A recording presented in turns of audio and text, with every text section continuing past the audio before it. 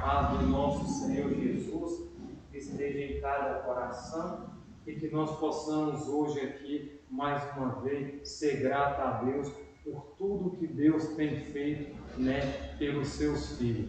Então, nesse momento, nós estamos aqui e vamos abrir nossas Bíblias no livro de Marcos, para a gente meditarmos aqui um pouquinho nessa noite, na mensagem que Deus tem para cada um de nós. Marcos capítulo 1. Marcos capítulo 1, vamos fechar os nossos olhos e vamos falarmos com Deus. Grande Deus, soberano e eterno Pai, na Tua presença nós estamos aqui mais uma vez e queremos reconhecer que não passamos de pó. Que o Senhor é santo, justo e bom e a Sua misericórdia dura para sempre. Fale conosco nesse momento através da Tua palavra em nome de Jesus. Amém. Queridos, Marcos capítulo 1, e o versículo 7 em diante nos diz assim: esta era a sua mensagem. Em breve chegará alguém que é muito mais importante do que ele, tanto que não sou digno de abaixar e me desamarrar as correias das suas sandálias. Eu batizava vocês com água, porém ele os batizará com o Espírito Santo. Então, num daquele dia, Jesus veio de Nazaré da Galiléia e foi batizado por João no Rio Jordão. No momento em que Jesus saiu do Jordão, da água, viu o céu aberto e o Espírito Santo na forma de uma pomba descendo sobre ele. Uma voz do céu disse: você é meu filho amado, você é minha alegria. Então, querido, a Bíblia relata que João estava pregando. João pregava ali perto do Rio Jordão, ali no deserto, e a Bíblia diz que de repente João disse: eu batizo vocês com água, mas vem aquele que vai batizar vocês com o Espírito Santo. João estava se referindo a Jesus, e a Bíblia diz que de repente, João ele viu o céu aberto, Jesus chegou, então João o batizou, o céu se abriu, e uma pomba, e o Espírito Santo desceu sobre João em forma de uma pomba, e a Bíblia diz que ouviu-se a voz do Pai dizendo: este é meu filho, em quem me comprazo, ou em quem tem alegria. Queridos, Jesus ele está às portas, Jesus ele está voltando, e Jesus Deus tem alegria no seu Filho. Se Deus tem alegria no seu Filho, eu creio que Deus também, em Jesus Cristo, Deus também tem alegria aqui em nós. Por isso, querido, que nós precisamos fazer a vontade do Pai.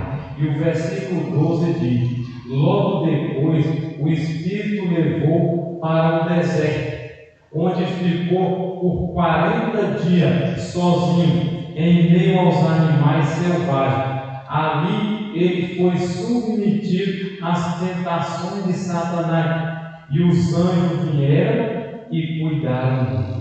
Então, querido, a Bíblia relata que João, Jesus, ele passou 40 dias jejuando, 40 dias ali, ele passou, num jejum, 6 semanas aproximadamente, e, querido, Jesus venceu para que nós também pudéssemos vencer.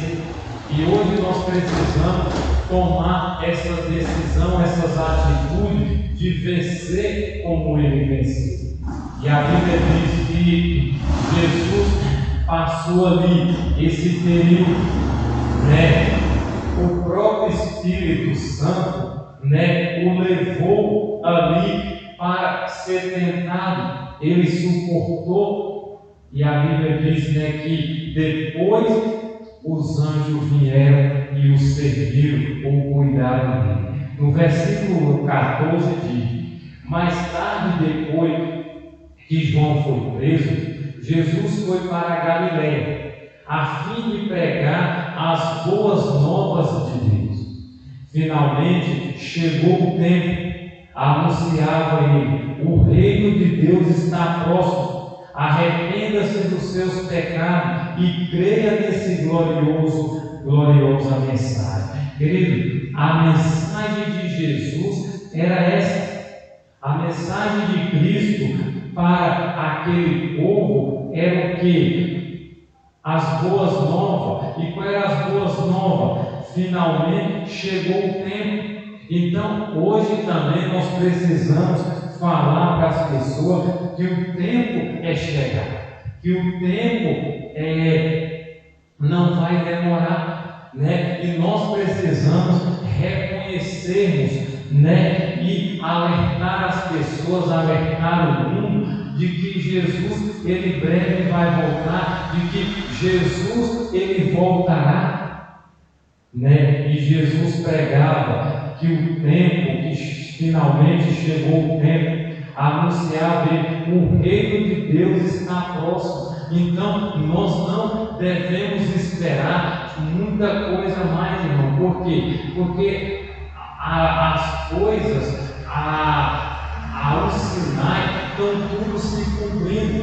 E este dia, irmão, chegou um colega lá em casa e a gente conversando, e ele não tem muito conhecimento, e ele diz: Jesus ainda vai demorar aqui quando tu tiver com 60 anos aí. Irmão, Jesus, ele está às portas.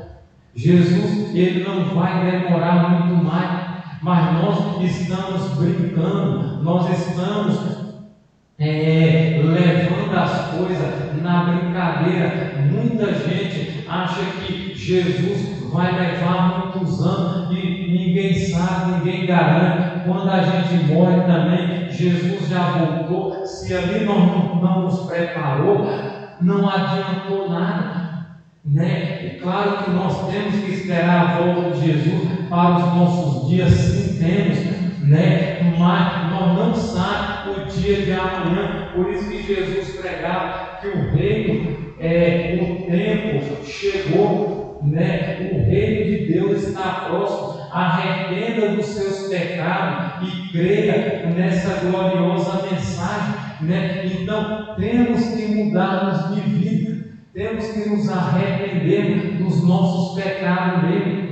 Temos que abandonar, como Jesus disse ali para Maria Madalena: vai e não peques mais, Claro que pode ser que Maria Madalena caiu em algum outro pecado, mas no pecado do adultério ela nunca mais caiu, irmão. Ela abandonou, se tornou uma discípula de Cristo e foi até o fim. Então, por isso que Jesus, Deus está dizendo hoje: se arrependa dos seus pecados, creia nessa gloriosa mensagem. E o versículo 16 diz: um dia, quando Jesus estava andando ao longo da praia do mar, na Galiléia, viu Simão e seus irmãos André lançando as suas redes, pois era pescador por profissão. Jesus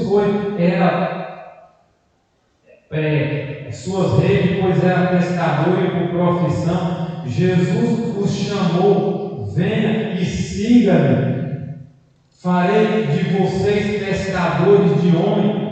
No mesmo momento eles deixaram as redes e os seguiram, Então, querido, a Bíblia relata que a mensagem de Jesus era essa. Jesus pregava então, que o reino de Deus estava próximo. próximo, o tempo é chegado, né? Abandona, se arrependa dos seus pecados. E a Bíblia diz, querido, que Jesus, certo dia, estava andando ali, né? Ao longo da praia, ali no mar da Galileia, e a Bíblia diz que ele viu Simão, né? Simão e seu irmão André lançando suas redes, porque eles eram pescadores, né? Eles pescavam, era a profissão que eles tinham, e Jesus os chamou. Jesus disse: venha, siga-me, farei de vocês pescadores de homens. Jesus fez o convite, e o que aconteceu? Eles aceitaram, eles não rejeitaram, eles acreditaram. E a Bíblia diz, querido, que no mesmo momento eles deixou as redes e o seguiram. Queridos, hoje também nós precisamos seguir a Jesus. Nós precisamos tomar essa decisão.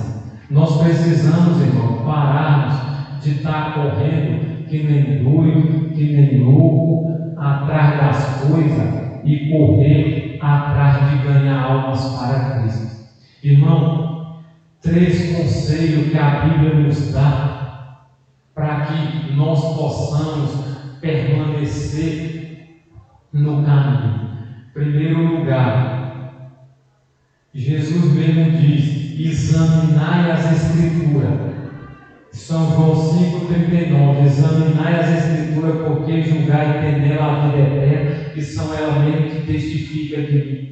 O cristão que não ler a Bíblia, ele não vai permanecer no caminho. Não adianta também só ler se não praticar.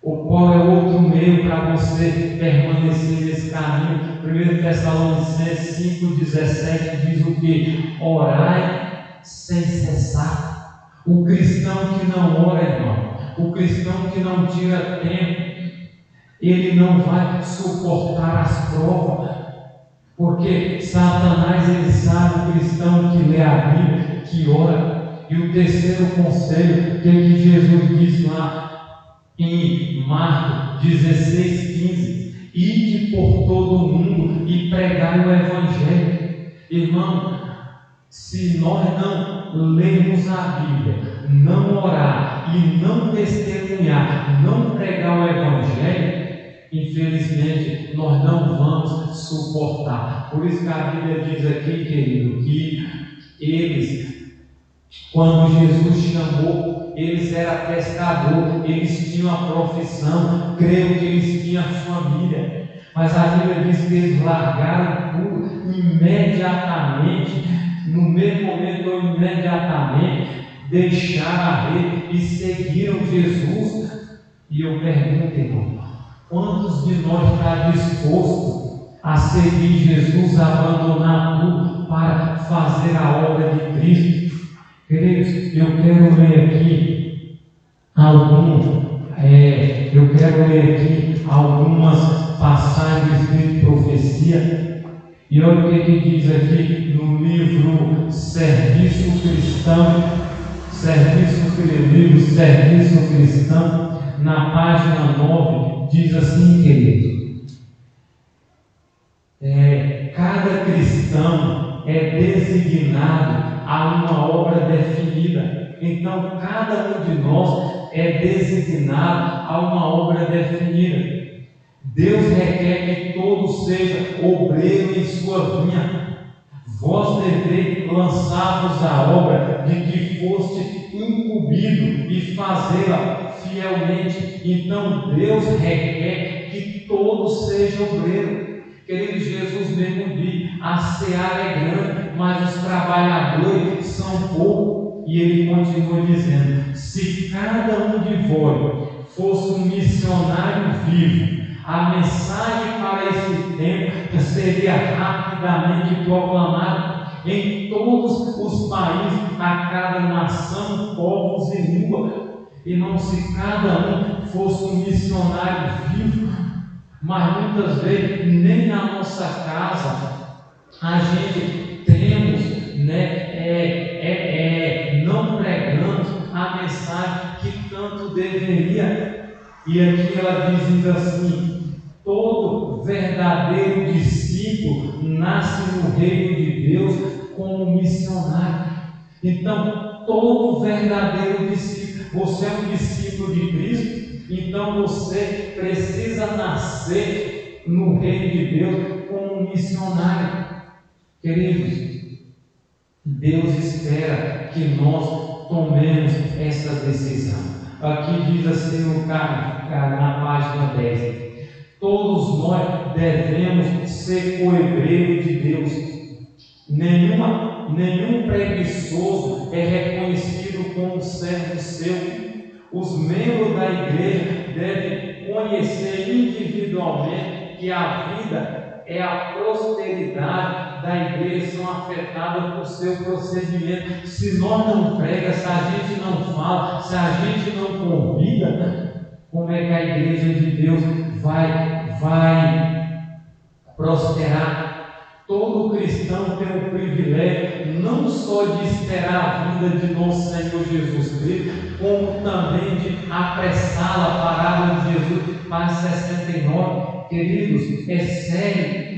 Longamente tem Deus esperado que o espírito de serviço se apodere de toda a igreja, de maneira que cada um trabalhe para Ele segundo a sua habilidade. Canta, ora, pregue, jejuma, distribui folheto, visita, dá estudos bíblicos, irmão. Não somente sobre o ministro ordenado repousa a responsabilidade de sair e cumprir essa missão. Todos que haja recebido a Cristo é chamado a trabalhar pela salvação dos seus semelhantes. Atos dos Apóstolos, página 110. Então, meu irmão, minha irmã, nós precisamos fazer isso que Cristo espera de cada um de nós.